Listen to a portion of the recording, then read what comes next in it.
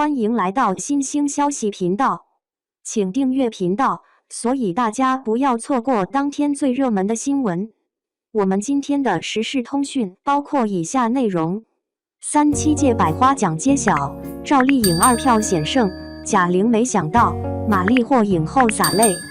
第37届大众电影百花奖落下帷幕，有人欢喜，有人失落。作为我国电影界的3大重要奖项之一，百花奖在行业内一直享有极高的影响力。这一届的颁奖典礼颇具新意，因大量新一代演员获得提名，显得尤为引人注目，自始至终都备受瞩目。入围名单也反映了当前中国电影的现状。《封神》第1部《长安3万里》第20条等一批种子选手成功跻身最佳电影提名名单。表演奖的角逐也格外激烈，刘德华、朱一龙、赵丽颖、马丽等演员早已展现了他们的卓越实力。当然，也有遗憾，例如在孤注一掷中展现出色演技的王传君未能获得提名。此外，像沈腾和雷佳音这样的演员也未能入围。最终第20条斩获3项大奖，成为当晚最大赢家。马丽凭借在影片中的出色表现，荣获最佳女主角奖，激动的现场落泪，令人感动。朱一龙在演员中成为最大的赢家，他凭借在《人生大事》中饰演的莫三妹一角，先是获得了金鸡奖，随后又斩获了百花奖。小文在现场连线通知了正在岛上拍戏无法到场的三哥，这段互动也颇为精彩。赵丽颖以微弱的2票优势战胜高叶，赢得了最佳女配角奖。志愿军雄兵出击荣获最佳影片《长安3万里》则被评为优秀影片，这或许让一些观众感到有些意外。贾玲的《热辣滚烫》最终未能获得任何提名，这难免让人感到几分失落。百花奖的结果注定无法让所有人满意。当我回顾本届的评选时，惊讶地发现最大的赢家竟然不是第20条或《长安3万里》。接下来，让我们一起欣赏这一夜中国电影枝头百花齐放的盛景。01最佳女配角，赵丽颖获奖，85花终于完成演技飞升。首先，热烈祝贺赵丽颖凭借第20条中的郝秀萍一角荣获最佳女配角奖。第20条的前半部分几乎是喜剧，而赵丽颖饰演的悲情女子郝秀萍，则是影片由喜转悲的关键所在。自己遭到村霸玷污，丈夫奋起反抗却入狱，自己前去求助却又被村霸威胁围堵，这个角色的苦难真是到了极点。然而，赵丽颖认为角色的张力还可以进一步提升，于是她在拍摄时大胆地向张艺谋提出建议，将郝秀萍设定为一名聋哑人。事实表明，聋哑女孩无声的呐喊在影片中愈加震撼人心。郝秀萍那场无声的跳楼戏将影片的情感和戏剧性推向了高潮。赵丽颖赢得这个奖项毫无争议。然而，在我看来，有2位女演员的表演同样不容小觑。第一位是《消失的她》中的文咏珊，她将一个蛇蝎美人演绎得令人目不转睛，既能轻易玩弄渣男于股掌之间，结局却又让人不禁为之动容。文咏珊表示，能够出演《消失的她》让她感到非常爽快，并且为她开拓了全新的戏路。她认为这部作品中女性之间的互助非常感人，而她自己也特别钟爱那些干练而有力量的角色。说得很好，但这个角色并未摆脱悬疑电影的一贯套路。女二李木子从头到尾都是一个典型的工具角色，其存在仅仅是为了制造悬疑反转。这个角色引人注目，很大程度上是因为在国产电影中，蛇蝎美人的形象已经消失了太长时间。还有一位是袁泉，在《封神》第1部中，尽管纣王暴虐无道，但他所饰演的姜王后却展现出了母仪天下、清冷端庄的独特气质。尤其是那场死谏纣王、处决妲己的戏，既体现了对纣王哀莫大于心死的悲叹，也蕴含了以身殉国、誓死铲除妖邪的决绝之情。最终，赵丽颖凭借其卓越表现赢得了奖项。这位最值得获奖的女演员的成功，展现了女演员们的精彩纷呈。毫无疑问，这一结果无疑是本届百花奖的最佳收官之作。02最佳男配角，李雪健实至名归，张译、张颂文够精彩，但还是可惜王传君。在最佳男配角提名公布后，许多观众纷纷认为李雪健无疑是这一奖项的最终得主。李雪健在《封神》第1部中的表演可谓沉稳厚重，他将文王的仁德演绎得淋漓尽致。特别是在食不易烤肉这一段落中，姬昌被设计吃下了自己儿子的肉。当他得知真相后，先是短暂的愣住，接着便歇斯底里的嘶吼爆发，使人真切地感受到角色的刻骨铭心之痛。无论从哪个角度来看，只要李雪健提名了这个奖项，其他人就没有获奖的可能。不过，这个奖项并不意味着没有其他出色的表演者。张译在《满江红》中饰演的何力，虽然戏份不多且中途下线，但他通过几场戏就成功塑造出一个阴险狡诈的管家形象。特别是那把双刃剑，更是为角色增添了神来之笔。张颂文在《志愿军：雄兵出击》中扮演武修全，虽不拘泥于外形的相似，但力求传神。尤其是在联合国大会的几场戏中，他的表演铿锵有力，令人动情，现场观众不禁热泪盈眶。实际上，这3位实力派演员中，谁获奖都无可厚非。尽管奖项只有一个，但在观众心中，每个人都有自己的最佳选择。与其说我遗憾没获奖，不如说我真正遗憾的是没能进入提名名单。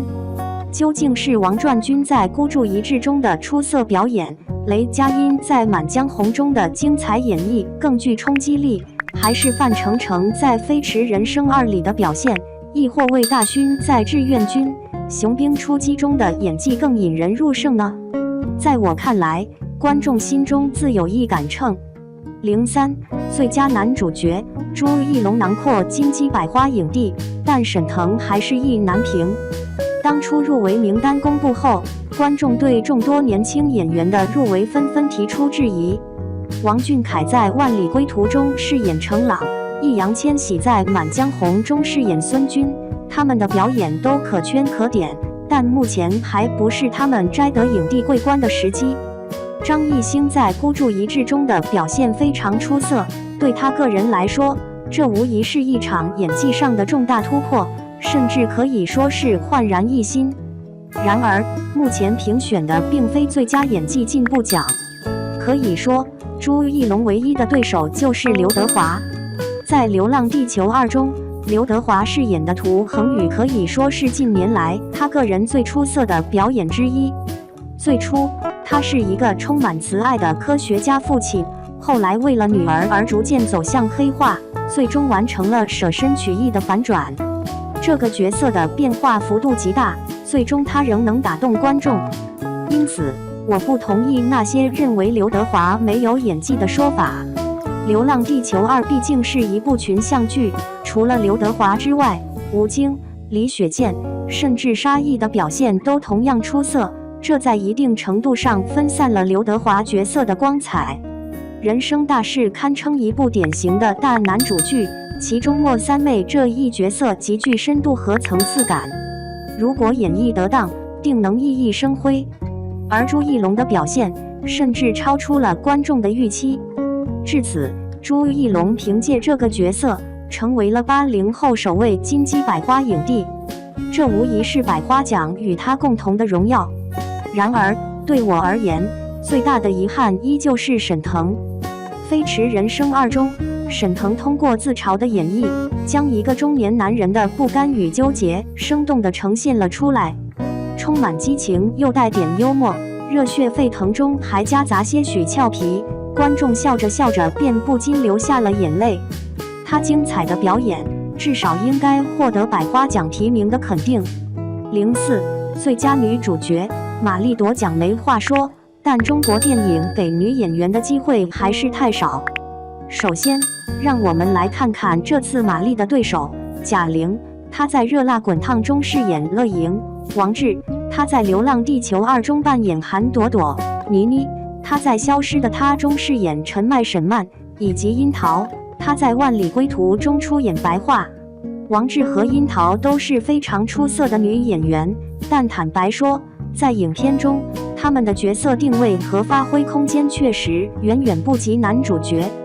在《消失的她》中，倪妮所饰演的角色更像是完成最终反转的一个工具人。最终，马丽的对手应该是贾玲。在《热辣滚烫》中，贾玲饰演的乐莹角色比她之前的几个角色更具分量。